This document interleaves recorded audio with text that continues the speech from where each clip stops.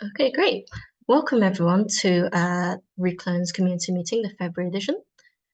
Today we have joining us is Kingstone Nihaka, who was doing his PhD at the Durban University of Technology in South Africa. There his focus area was on plasmid construction and enzyme manufacturing.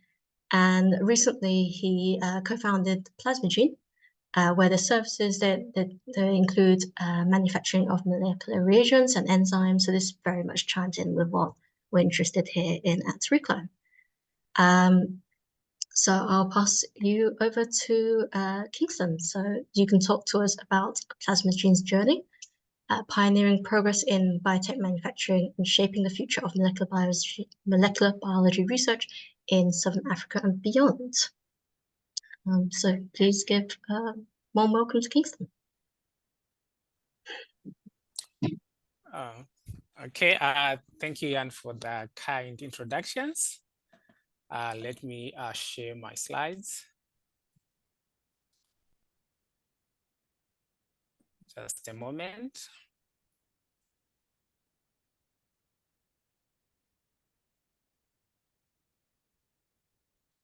Can you please confirm if you can see the slides from your end?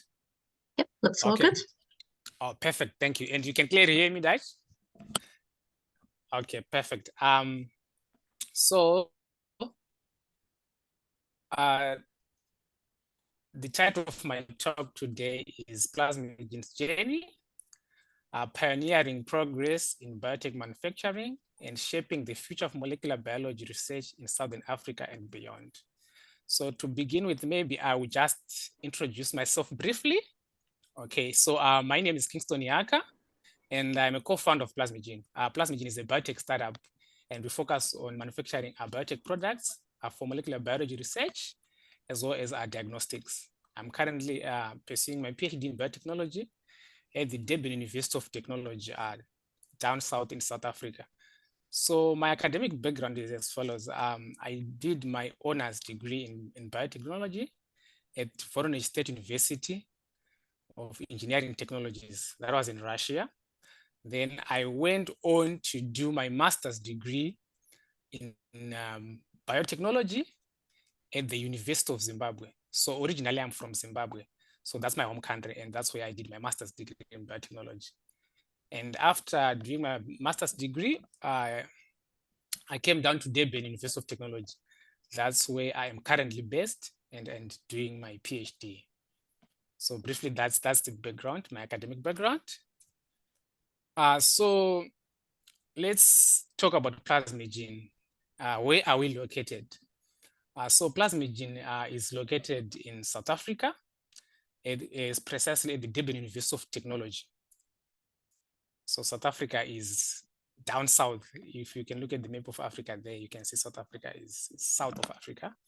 And Plasmigene is located at Steve Biko campus in the Department of Biotechnology and Food Science. And this is where the idea to start Plasmigene started, in the corridors of our laboratories. So we are frustrated by the time it takes to procure reagents, especially molecular reagents that we need to use for our research purposes. So the procurement processes takes so much time, so much that it affects our research in a negative way. And I was particularly frustrated when I wanted to order some plasmids. It took forever for those plasmids to be delivered. And that's when I thought, no, why can't we have this plasmid readily available somewhere in Africa? Because if you look here in South Africa, in Africa, if I may say so, we actually import most of our reagents from the global north, right? So there is a problem now of delays in procurement and so forth. And also South Africa is actually fortunate because it's much more developed compared to other countries in the global south. And whilst we have the money, the problem now becomes that of procurement, those hassles and hurdles. But when I was doing my master's in Zimbabwe, the problem was actually that of funding. The money was not there. So you had to be you have to be someone who is very improvising to actually carry out a molecular biology research. So these are the problems that I've seen during my academic journey, that here in the Global South, we have a problem of acquiring molecular reagents for us to do basic molecular research. So frustrated by this, I thought of starting a company. So initially, I just wanted a company that would store plasmids and distribute plasmids to other researchers who would want them. So I called that company Plasmid Hub. So that's when the journey started. So at DUT, there's what we call InnoBiz. So it's a center for entrepreneurship and innovation, and they do support students who would want to venture into entrepreneurship. So I went with my idea, Plasmid Hub, and I called it a biological bank that time, and I wanted it to be incubated and supported by InnoBiz. And with the time, I realized that the problems are not that of plasmids only, but other molecular reagents. I think at our university, we import almost maybe close to 90 or more than 90% of the reagents that we need for us to do our laboratory work. So this was a problem that I saw. So with other colleagues who came aboard, we decided to rename the company from Plasmid Hub to Plasmigene. So with Plasmigene now, it now has two aspects. That one of storing plasmids and distributing plasmids. The same way that companies such as Adgene, they also do that kind of work. But it's very actually difficult for us in Africa to actually get those plasmids from Adgene and other repositories that are in the world. So I thought maybe if we could have a section whereby we have a repository, that's number one. Number two, we also have a section where we do manufacturing, of enzymes and other molecular reagents. So in 2023, we registered our company with Companies Intellectual Property Commission in South Africa, and we are trading under the name Plasmigene. And like any other company, any other startup company, you face challenges of money. You need money to do your daily business and so forth. So we started looking for funding. Basically, we would just go and pitch our ideas and looking for funds. And in the same year, we pitched our idea in Johannesburg, South Africa, and we got second prize money, to support our business. And that was a really good boost for our company, because we merely using our own money, to fund the business. So this funding that we got from Capital Edu Propeller was actually good in financing our services. And also in the same year, 2023, we got some plasmids from the SEVA database that is in Spain. So they actually also promote open science. So we got these plasmids for free. And the good thing about these plasmids is that they operate in a modular fashion. So when you have a couple or a number of plasmids, you can actually create even more plasmids, by just interchanging the parts. So we got more than 19 plasmids that we have now in our repository, and we are working on them. We haven't started distributing as yet, but I think that's a huge step that we took. Then with regards to the manufacturing side now, I think the turning point was when we joined the Beneficial Bio Network. So this is a network of scientists on the businesses, scientists who are working to manufacture reagents locally. So this is actually has been a good network for us because we are together with people with the same mind, with the same goal, same aim, people who are not really in competition, but people who want to advance science. So there has been a lot of help within this group, Beneficial Bio, and there's a lot of collaborations that are happening, and we hope these collaborations will actually act as a jumpstart for us, to start manufacturing. And as much as we've gained traction with the plasmid repository, I think the manufacturing aspect now is also lagging, and beneficial bio now comes in that aspect. And also, I'm glad to say we are going to be receiving open DNA collections. So there's open enzymes, and as well as molecular diagnostic toolkits from this organization, from this community, Reclone, particularly from the Open Bioeconomy Lab in Cambridge. So this is a huge step for us because this resonates with what we really want to do, especially here in Global South. We need to advance and promote open science. So in as much as we are going to be manufacturing our own enzymes and so forth, we also feel that it's also our mandate to promote open science. So we're going to have a section whereby we're also going to redistribute these open DNA collections for free to scientists who might need them. So we're going to operate as a hub kind of, whereby we distribute these open DNA collections to other scientists or researchers in Southern Africa and in Africa as a whole.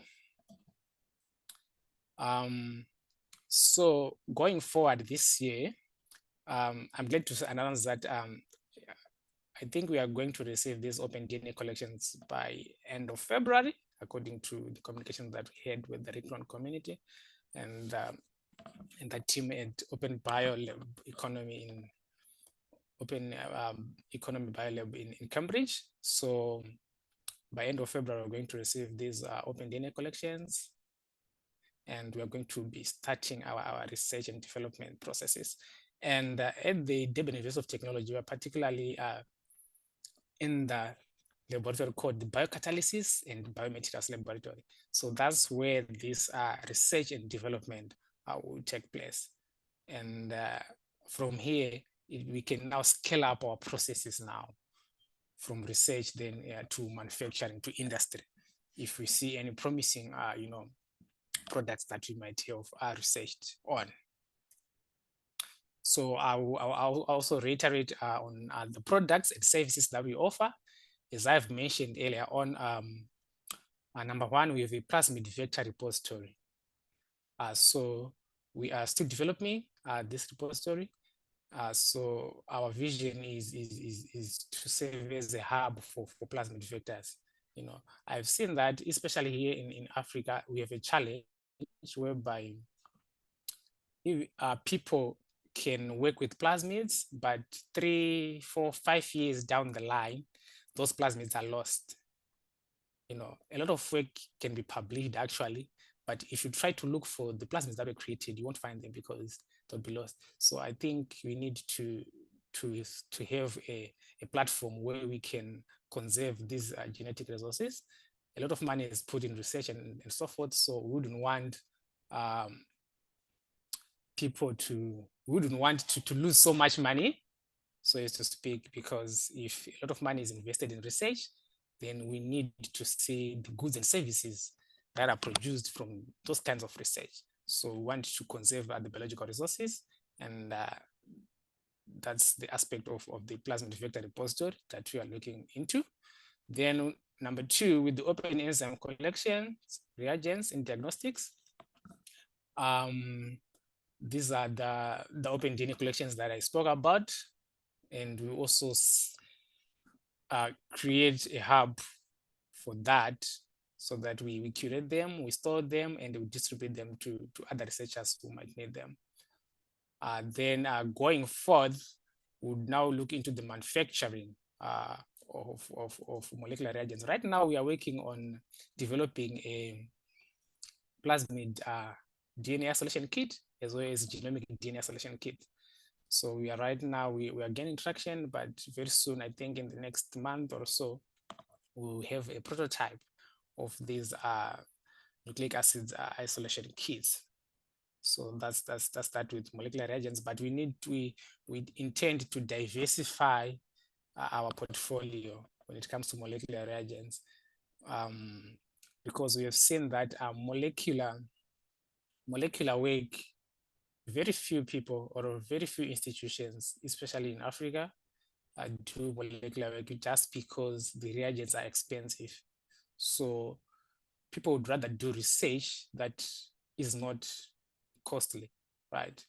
So with that, people tend not to do molecular biology work more because of the expenses that are involved.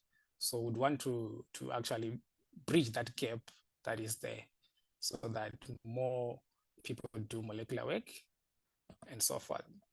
And with molecular and diagnostic enzymes, as I've mentioned earlier, we'd also want to manufacture them at a larger scale.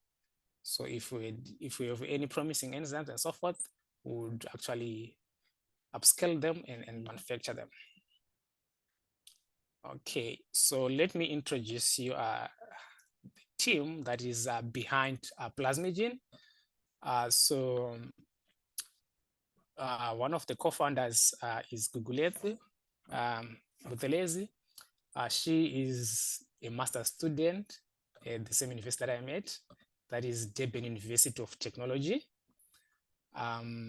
She also holds an honors degree in biotechnology.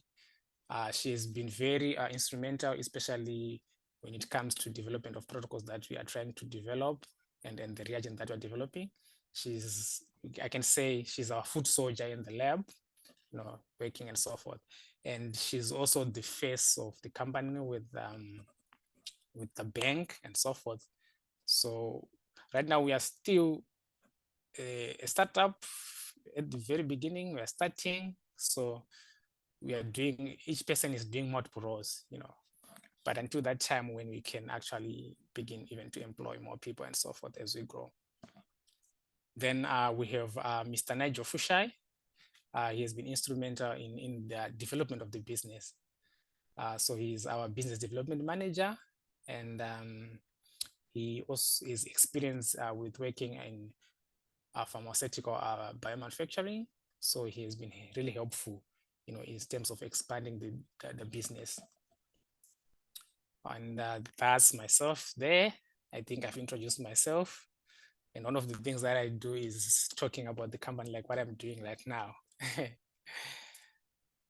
Then we have Professor Tukai Kudanga. He is an accomplished researcher in biotechnology, and he provides the vision and guidance for the company. And also the work that we are doing, we're actually doing the work in his lab. So he has been really, helpful in that regard. Even with when it comes to the research and development that we plan to do this year, he will be the one who will be overseeing all those projects. So just a recap of our partners as Plasmigene. I think all of these that are here, I have mentioned them when I was talking about the history of Plasmigene. We have DUT Innobis, they support students, entrepreneurs. We have the Reclone community, who also support with reagent and so forth. We have Beneficial Bio, we have Open Bioeconomy Lab, I've talked about them. We have Biocatalysis and Biomaterials Laboratory, that is the lab of Professor Kudanga. And I think another partner that I have not mentioned is CSR. So this is Center for Scientific and Industrial Research in South Africa. So this organization is really helpful when it comes to, validating manufacturing processes and also in technology transfer. They are very helpful. And I had last year, that was 2023, I attended a biomanufacturing course there for 1 month. So it was organized by CSR and the Gates Foundation. And for me, that was the first experience, first experience of having to see the workflow of manufacturing, biomanufacturing on an industrial scale. So the skills that I gained there, in addition to the connection that I got, were really helpful in advancing the work that we are doing at Plasmigene. So let me just take you through some highlights and pictures in Plasmigene. So this was me year standing there at the bioreactor, a 20-liter bioreactor there at CSIR when I was attending the 1-month course in biomanufacturing. So that's myself and Ms. Butelezi, our co-founder. So here we were pitching our business at the Durban University of Technology in Durban. So Indaba is just a Zulu name, a Zulu word that means a meeting. So it was just an entrepreneurship meeting. So that was us. Then here, the last picture, this is me when we received our funding, our first funding from the Nkatu to Edge Propeller after pitching our business in Johannesburg. So now we go on to the contact details. So this is our website, but if you go there right now, there is nothing there, but our team is working to put information in place because we understand that visibility is very important, especially now that we are really growing. People need to know our work. People need to know what products do we provide, which services do we have. So we are putting the website in place. In the coming weeks or so, I think there will be something on our website. And those are the names of the co-founders, and those are the email addresses. So you can reach out to any one of us if you need any information about our Plasmigene. I think that's my last slide. Yeah. Thank you very much for listening.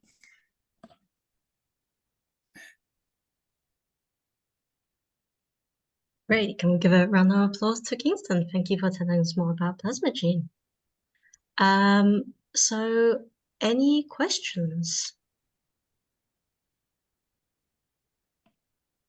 Well, whilst you guys are thinking, I'll start you off on one.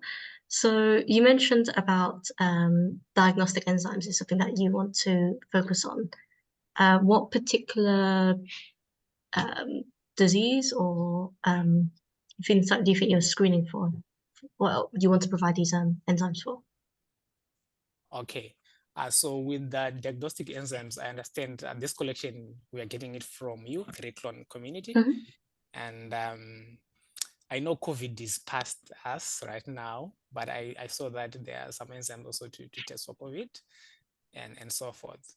But we are going to really screen to see which ones are there and what works best for us, especially given our context in Africa, to say which diseases are more prevalent and which diagnostic enzymes would be best to start with, given the context that we are in.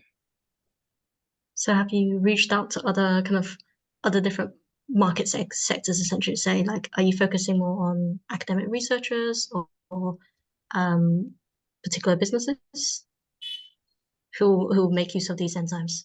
Okay, thank you. Okay, we are focusing actually on both. So the first is distributing to researchers who would want to work with them. That's number one. Number two, if there are businesses that would need also these tools, we would also focus on that and providing them. So we believe in linking research and industry. So we really want to make these two. Really building out that network then. Yes. And I can see, Christian, you have a question. Thanks. Kingston, very nice presentation, very inspiring. In our region of Brazil, we have very similar situation where the reagents are not always available, but our main problem, I will say, is the competent cells, because we have to buy, and many times we had received in not the best conditions, because we tested and tried many times, and we perceived that many times the cells were not working as the 10 to 8 competence that we sell. Do you have the same problem? Okay, thank you very much. We sometimes, yes, when you try to make competent cells, you face some problems. But I think in our lab we have developed some protocols that we now trust that works very well, and we don't have problem with making competent cells, both electrocompetent or chemically competent.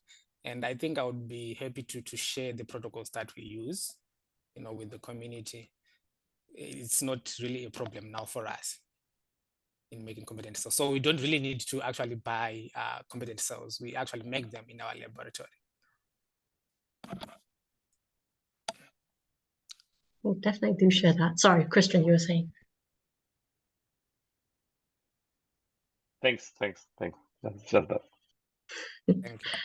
Yeah, definitely do share those protocols with the community. Feel free to put that in the forum, and I'm sure we'll all make use of that from there. Adrian, you have a question. Would you like me to read it out, or would you like to? Okay, yeah, I assume yes. So Adrian asks, who were your major plasmid providers, and do you have a list of target plasmids that you are or will be producing? Okay, thank you very much. So I can say at the moment, the SAVOR database, right, has been the major provider of plasmids. And right now, I cannot say we have target plasmid that we want to make, but based on our customer needs, we can actually create plasmid for them, because the SAVOR plasmids now, they come in a modular function. And so you have the origin of replication, you have the cargo, you have your resistance markers that are different. So all these are different. So you can interchange these parts to create the plasmids that you want. So this is another aspect that we are looking into, to say when we have this collection of modular plasmids, based on our customer needs, we can actually create plasmids that our customer needs based on what they want to do. So the SAVOR database has been our major contributor for the plasmids. So you're saying you're going to also make bespoke plasmids for customer needs, which can be quite intensive. Yeah, it can be quite intensive. Yeah, I do understand. It can be quite intensive. But now the good thing about these is they are modular. So it's just you cut and paste the parts that you want. So they make it easy. Not very easy, but it's much better because it's cut and paste. Yeah. No, that's true. The SAVOR collections are very useful. Joseph, would you like to ask Kingston your question directly?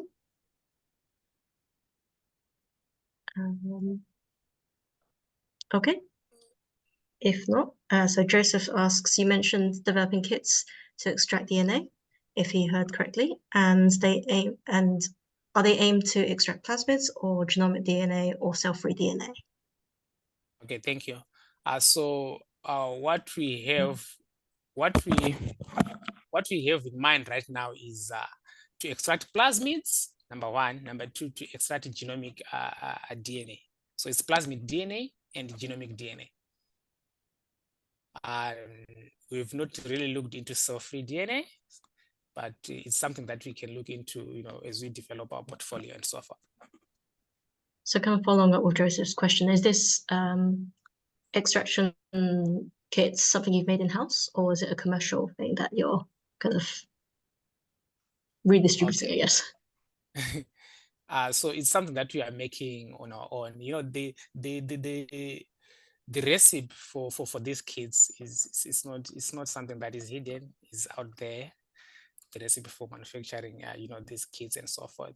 But I think we took a small heart when we are in the beneficial bio community. We're in talks with some guys from Brazil, and we actually saw that they are actually offering a better,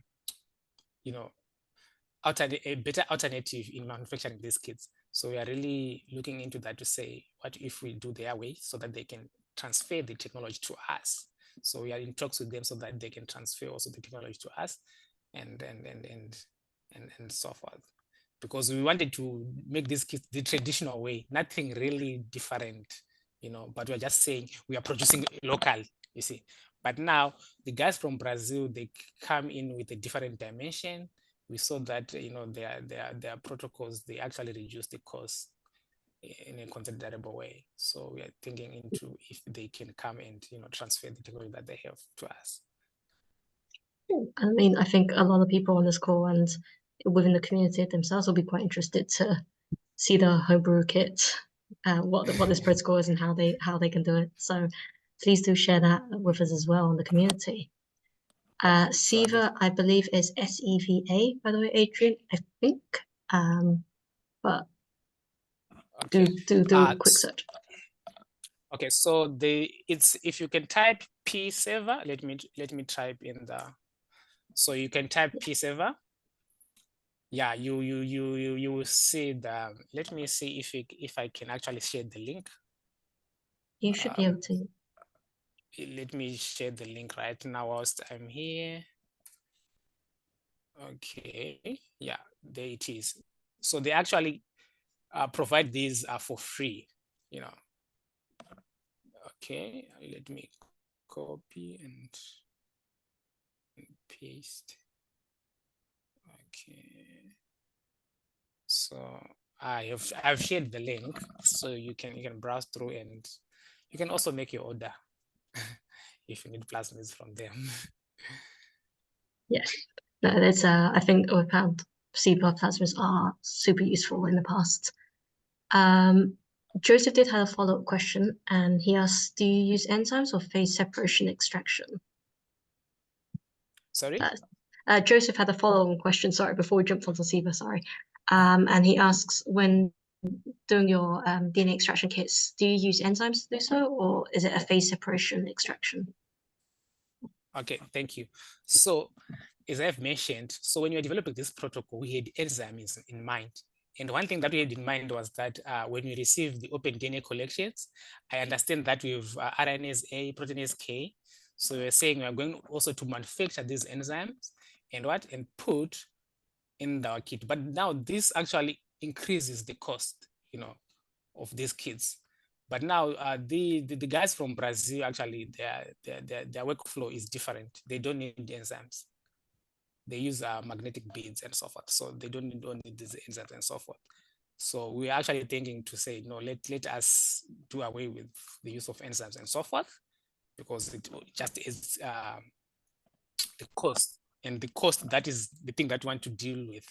So we can't be, so I just want to try to reduce the cost at all cost, yeah. But yeah, we're planning to use enzymes. We're planning to use enzymes. No, that all sounds great, and as I said, very useful to the community as a whole. Let me see. Thanks, Joseph. So what kind of advice would you give to folks? Oh, we have two more questions. Okay, we'll skip mine for now. I think I saw Moy earlier first. So Moy, do you want to go first? Yeah. Hi. I would like to move away from the technical questions because I think we will be able to share all those things in our Reclone forum. I'd like to ask, because looking at the timeline you presented earlier, I was actually very happy at how fast you were able to put up this company in a span of three years at least, around that time. I would like to ask, on the administrative and finance aspect of putting up a company, what was the hardest part? Like, was it with, let's say, human resources? You've mentioned that you received funding, but other aspects of putting up a business, what were the hardest parts? Because like in the Philippines, you have to register a company with the government before you can like start the company. So things like that, I'd like to know. Okay, thank you very much. I think for me, I can say it's good to have a good team, a team with people who can complement each other. So I think the four of us, we are a perfect match. We complement each other with regards to skills and so forth.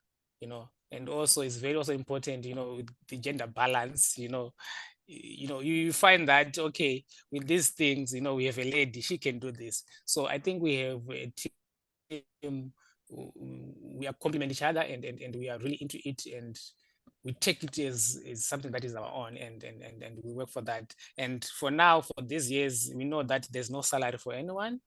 We are just working for free. You're just donating our time so that the business grows. So when it comes with registering the company, we did not face any much hurdles. So when you registered the company, we were using our own monies, like when you started and everything. Or we actually received the funding after the company had been registered and so forth.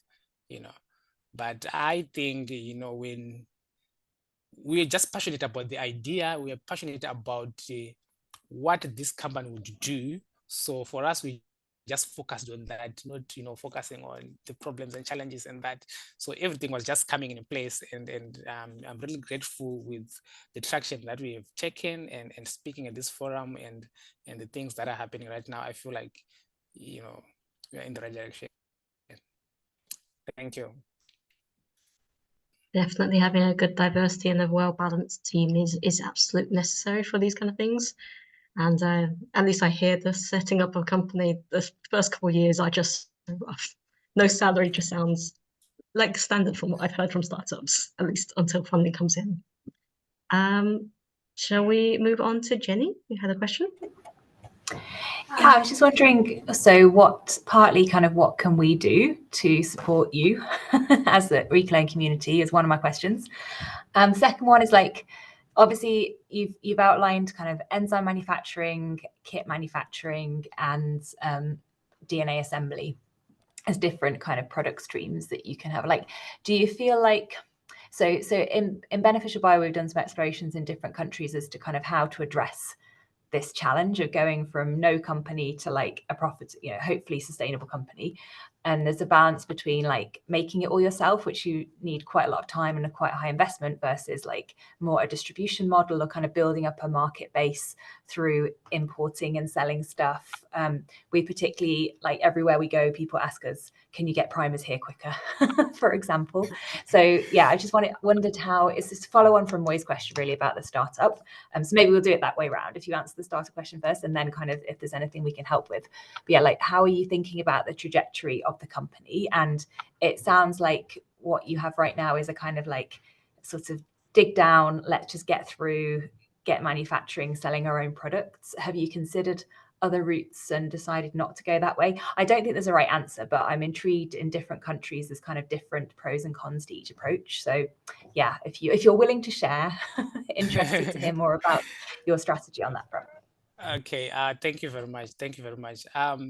So for now, as I've mentioned earlier, the Plasmid repository hub, I think it's very important for us. It's necessary. So we need to have that aspect as well, whereby we store curated plasmid and distribute them. That's number one. And when it comes to manufacturing, we don't want to manufacture everything at one time. I think it's something that we would really think to say, okay, what do we have now? What are the things that are needed the most? If it is about enzymes, which are enzymes would be much better to manufacture, to pursue. And if it's diagnostic kits, which ones should we develop in terms of upscaling and manufacturing? But at the same time, with this collection, we can distribute, to those who want to work with that. But for us as a company, now we have to choose to say, let's develop, let's go this way, and so forth. Then with your first question, how do we help? I think I would like to say I'm actually grateful because you've been really helpful, from the Beneficial Bio network, as well as the Reclone, the Open Bio Economy Lab. Have been really helpful, and we are excited that we are receiving the DNA collections in the coming week or two. So for now, you are helping us in the way that we would want you to help us. So I think for now we are good. We are satisfied, and I think we'll continue, networking and helping each other, especially when it comes to the development of the protocols and the manufacturing, sharing information, and so forth. I think that's the help that we really need the most. Yeah. Thank you. Ooh, any more questions? Was that, Jenny, do you have a follow-up, or was that just a... Yeah, just a quick follow-up, because one of the things you mentioned there was about protocols, and I think that's key both for the Reclone community, but I think also for this kind of, so for people who are not familiar with beneficial bio, Kingstone mentioned it a couple of times, but this is a its primary function right now in terms of what Kingstone does is we have a WhatsApp group where there's primarily people that are kind of trying to do what Kingstone's trying to do, who can talk to each other, and we share funding opportunities and other things. So it's more focused on the Reclone community is a lot of people who are in research labs doing research, but a lot of the challenges that Kingstone has alluded to in terms of like practically setting up a company and starting to manufacture stuff are very different to research challenges. And so trying to create a community where people can share that, because one of the advantages that we have with the distributed manufacturing is that Kingstone is not competing with Robson in Brazil and is not competing with Akbar in Indonesia. So we can really kind of work together and sort of de-risk each other's businesses by sharing kind of protocols and information, but without actually kind of harming, because most people are targeting a regional market. So I think that's quite a nice aspect to this collaboration. And I think one of the things that would be really nice that we could perhaps do is to have some more dedicated time to really get those protocols online for people. And maybe we've talked a little bit to protocols.io about maybe having a kind of protocol-a-thon at some point where we sort of help each other get the protocols online and checked and proofread and edited. And that sort of comes up repeatedly. I think that everybody kind of wants the protocols, but the effort of actually putting them in writing is quite high. And so it sounds like you've got amazing transformation protocols. Robson's got kind of kit production protocols. We've got other people kind of volunteering their protocols. So I guess it's not maybe something to discuss right now, but just a kind of just flagging that having some community effort around that would, I think, be really nice in the not so far distant future. And just to do a kind of a shameless plug and a nice segue, thank you, Jenny. We did not plan this, I promise. But what we're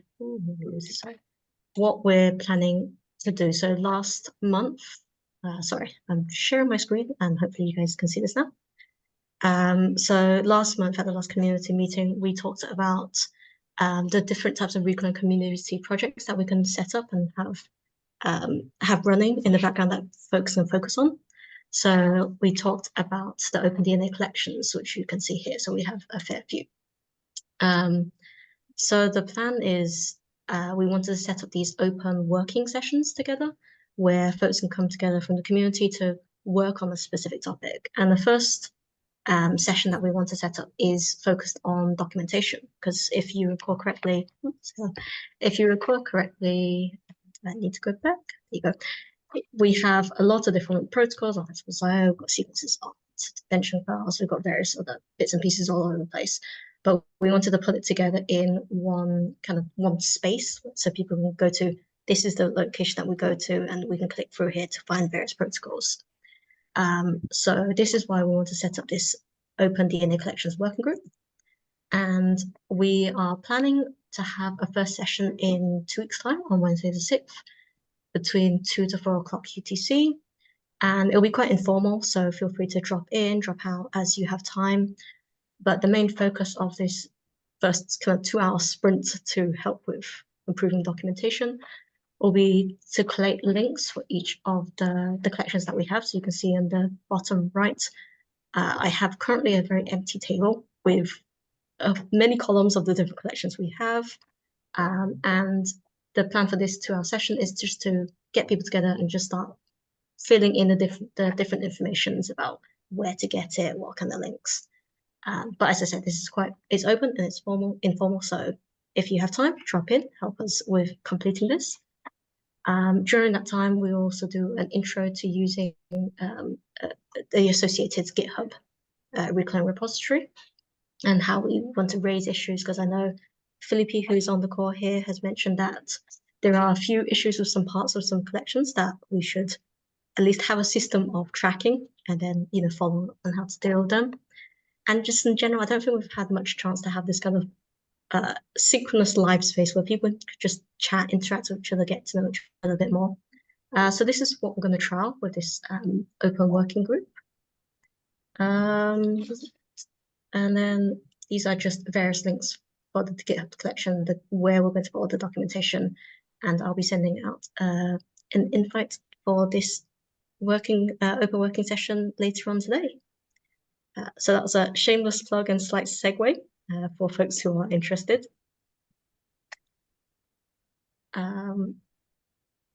With that, I'm going to return to see if there's any other questions for Kingston.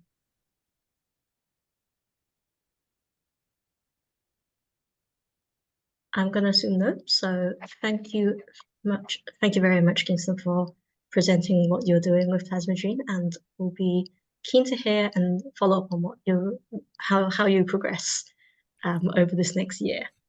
Definitely. Yes, definitely.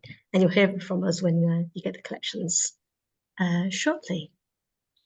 Thanks, Brooke. Also, thanks you in the comments for the inspiring story of your startup in Africa. So I'm sure you want to follow up. Always connections all over the place. So I guess in the last 9 minutes of this meeting, I want to open the floor up to the community in general. Do you have any updates, anything new that's happening that you'd like to share with the community?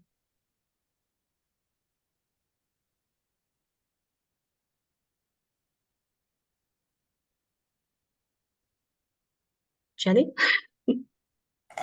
Yeah, I can go again. I think I'm already mentioned on a previous call, but I'm not sure. You might want to mute yourself. I can hear an echo. Oh, sorry. It's okay. Yes, I think I mentioned on this call before, we're in the same room. I just got a grant with Jim Hasloff, who is another person that develops quite a lot of open source materials for synthetic biology. We have a 2-year grant to work on more open materials for biological engineering, which is great. But one of the elements is cell lines. So we'll be looking at what we can do with E. coli cell lines to make protein expression strains IP-free for commercial use, which in many cases they're not. You have to pay a lot of licensing fees to the originators of the material. So that project will probably kick off properly in a couple of months, but just a heads up that if anybody is keen on kind of open strains, we already know of an open pickia that was already published, and so we'll be doing some work with that to test out some of Scott Pownall's yeast collection in there. But we've also just heard from another researcher here in the UK in Sheffield working on vaccine manufacturing, who's very interested in IP-free vaccine manufacturing platforms, both in E. coli and also HEC cells. So I've been digging into this week a bit more around kind of mammalian cell lines and how we can kind of liberate them. So there's a bit more cell line work kicking off. And I will post some stuff on the forum about what I found in the coming week or so. But yeah, just if anyone's interested in cell lines, we talk a lot about DNA in our meetings, but do keep an eye on the forum and feel free to join in that project as we try and find good materials that we can bring to the world. Adrian, would you like to share something? Yeah, maybe that might be of interest. So I see some efforts from David Kong at MIT Media Lab to create a network of opentrons pipetting robots that could be used by the community. So you might be interested in that. I applied for my lab, so that's why I'm trying to share this information. Does he have extra pipettes? Because we know of at least 2 labs that already have the opentrons, but not the correct pipettes, and therefore can't do anything. So maybe they should apply to him for a reduced support. Yeah. Is he giving away devices, Adrian, or it's just more support to get you up? So right now there's a kind of a committee to decide on that one. So it's going to probably give away in the first phase 10 Opentron devices, and they are going to come with about 3 modules: the thermocycler, the heater shaker, and maybe the HEPA filter. And But yeah, at this point, it's more like a package. But I think that at least one person that has already an OpenTron is trying to get the thermocycler separately. And of course, all of this will gonna come with the, I don't know, maybe a P20 and P300. I don't think that the final list is set in stone. But yeah, in principle, you could. No, that sounds great. Do share the link about that on the forum if you can, Adrian. I'm sure there'll be people here keen to try and get free OpenTrons and the kits associated. Okay, sure. Thank you very much. And I know there's been a bit of chatter in the Zoom chat about Vibrio stuff. I think, Joseph, you posted something on the forum about Vibrio. I don't know if you want to share. No worries because you did mention you have mic issues. So no worries if that's a problem. But yeah, I would redirect you guys to that channel if you want to hear more about Vibrio IP. Yeah, Jenny. Yeah, so on that point, so there is a very nice paper that's put on the forum. Within Open Bioeconomy Lab, we a couple of times had last year, I mean, it may even have been the year before at this point, a journal club around kind of interesting biomanufacturing papers. We are trying to relaunch that, organised by communist Anli, who just started his PhD at ICGB in Trieste. So I think that the Vibrio paper might actually be a good one to kick off with. If people haven't seen it yet, it's quite a nice DNA transformation paper. And so we will obviously advertise this around the community, but if anyone would like to join, it will be a monthly maximum journal club, but just a different way of kind of meeting people and having a bit more of a critical discussion about a specific piece of work. We may or may not have authors involved at different times. I think it depends a bit on the paper and availability and other things. But yeah, just another way to connect, just flagging that coming soon.